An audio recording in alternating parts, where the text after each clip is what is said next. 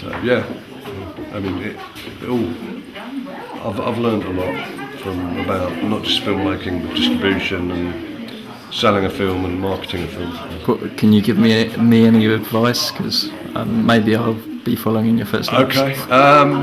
My advice is to, if you want to make a one-off documentary, not a series, which is always a good start really, to make one. Don't try and do something structured for TV that's a 4-part series, because it's hard to do that. And also, the people that do that for TV are really kind of, they're not in-house companies, but they're companies that are regularly used, like Landmark, Tiger Aspect, and those kind of people. They do regular series for broadcasters. So as a completely unknown, it's going to be really hard for you to say, yeah, I've got a series, you know, and they're going to say, well, you know, go and tell that company there that we use regularly. So if you want to make a film, do a one-off film.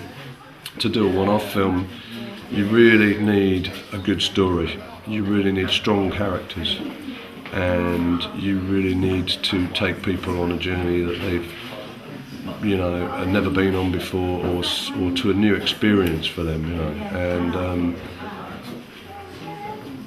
you need, it's handy to have a wider issue, but you don't necessarily need that. But there are wider issues under every story, but you don't want to be trying to tell people what the wider issue is. You just want to, I mean, in this film we do a little bit, but we're not going out to make a movie about global warming.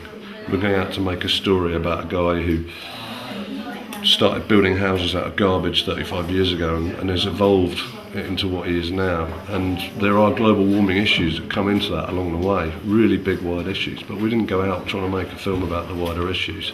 And if you get wider issues coming into your story, it's a bonus. In fact, it makes the film better. But so I suppose it's about not stating the obvious like that, letting your characters tell a story, and just make sure good characters are the thing that's going to sell a film, really.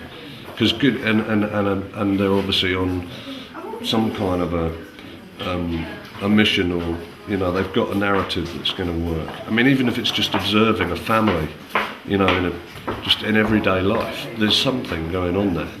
You know, they don't do nothing. And, you know, if you pick up on the right bit of the story that you think is going to be the strength of the story and follow it, you know, for long enough, with a good editor, you'll have a sellable movie. But I mean, it depends what you want to do a film about, really.